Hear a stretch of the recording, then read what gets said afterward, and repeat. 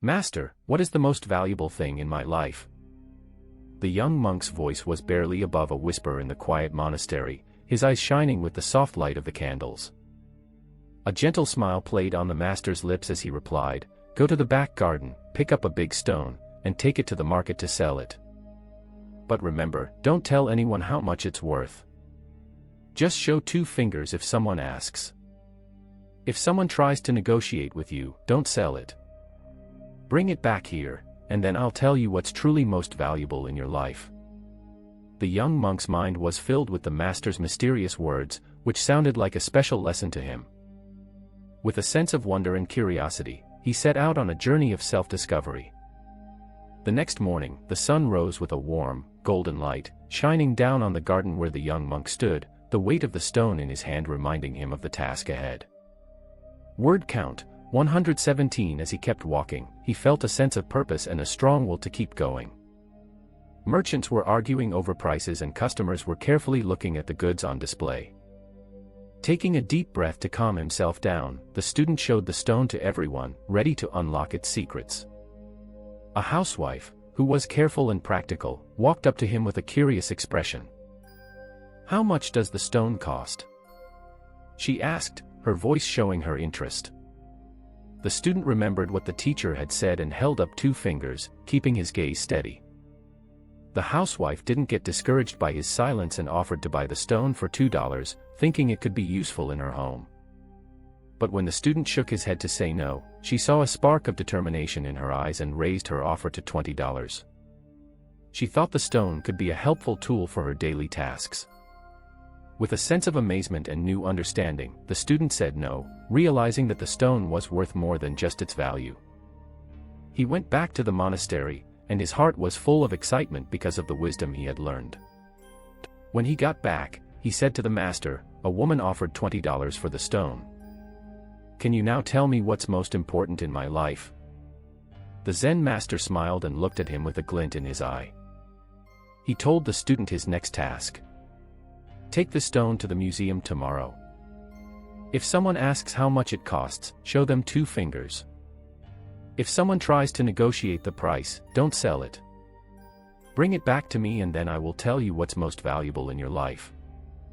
The student left with a new sense of purpose and excitement for what was to come. He was eager to learn the secrets that lay ahead. The next day, he was standing in the museum, holding a stone like it was a treasure. People walked around the exhibits, looking amazed. The disciple felt a sense of respect, feeling small compared to the beauty and grandeur around him. Then, a man came out of the crowd, looking curious and ambitious. "How much did he want for the stone?"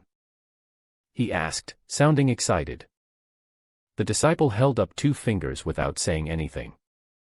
The man didn't let that stop him, and he made an offer, thinking of all the ways the stone could be used as a famous work of art that would impress a lot of people. But when the disciple shook his head and said no, the room felt full of awe and wonder at the stone's timeless beauty and importance. The disciple was excited to be back at the monastery, looking forward to getting some answers from the master.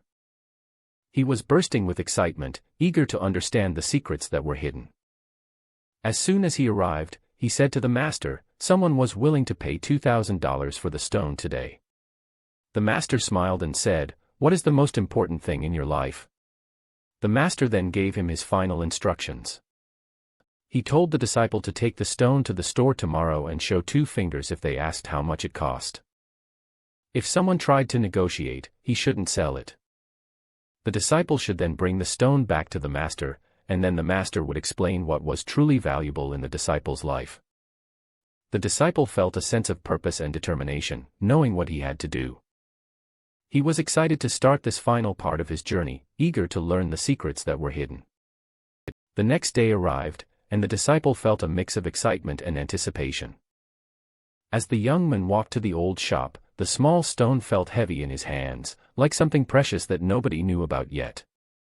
When he walked inside, he saw a lot of valuable and old things that were from a long time ago, and they looked beautiful and elegant. They reminded everyone of how time passes.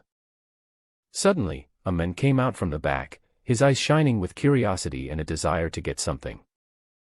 "How much does that stone cost?" he asked, his voice full of excitement. The young man held up 2 fingers, keeping his gaze steady and firm. The man didn't let the young man's silence stop him, and he made an offer of 20,000. He thought the stone was very rare and special, and he wanted it to be in his collection for a long time. But the young man shook his head, saying no, and a sense of wonder and amazement filled the air.